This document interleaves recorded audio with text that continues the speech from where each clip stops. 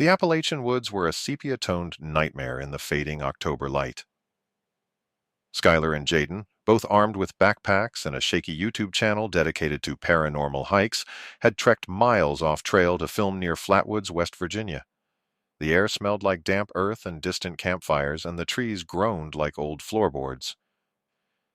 "This is so vintage creepy," Jaden said, adjusting their headlamp, "like pre-internet legends. Total analog horror vibes." Skylar snorted, panning their camera across the fog. "If we don't get a single view, I'm blaming your obsession with—" A metallic screech split the air. Something slammed into the canopy above them, shaking pine needles loose. The pair froze. "Drone," Jaden whispered.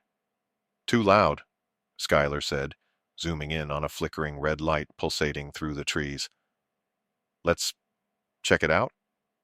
They followed the glow uphill, leaves crunching underfoot, until the forest opened into a clearing.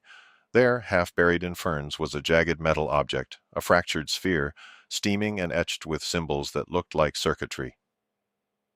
"Dude," Jaden breathed, "this is not a weather balloon." That's when the smell hit. Sulfur and burnt hair. Skylar's camera caught it first, a towering silhouette unfolding from the shadows. 7 feet tall, its body shimmered like oil-slick metal, crowned by a spade-shaped head. 2 emerald eyes glowed beneath the rim, fixed on them. "Run!" Skylar hissed. They bolted, but the thing moved silently, wrongly, its limbs bending at impossible angles. Jaden tripped over a root, skidding down a ravine as Skylar veered left, screaming their name. The forest swallowed them both. Skylar's phone died an hour later. No signal, no light, just the creak of branches and that lingering stench. They stumbled into a dilapidated hunting cabin, its door hanging like a broken jaw. Inside, moth-eaten blankets and a rusted axe. Thud. Something scraped the roof. Skylar gripped the axe, breath fogging in the cold. "Skylar?" Jaden stood in the doorway, face streaked with mud, grinning too wide. "Lost you," they said. "But it's gone. Let's get out of here." Relief flooded Skylar until they noticed Jaden's boots. Clean, no mud. "Your phone working?" Skylar asked, stepping back. Jaden's smile didn't waver. "No service." "Come on." But Skylar's eyes flicked to the window. Outside, between the pines, a spade-shaped shadow lurked, and Jaden's reflection didn't blink.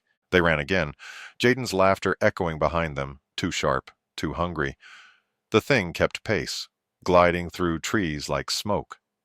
Skylar didn't stop until they hit a highway, flagging down a truck with trembling hands. The driver insisted they'd been hallucinating gas leaks.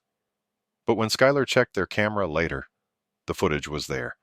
The metal orb, the creature, and Jaden, real Jaden, still lying in the ravine where they'd fallen, unconscious. The last clip showed not Jaden staring into the lens, eyes glowing green, whispering, "Stay tuned for part 2. Please like and subscribe for more scary stories. Thanks, guys."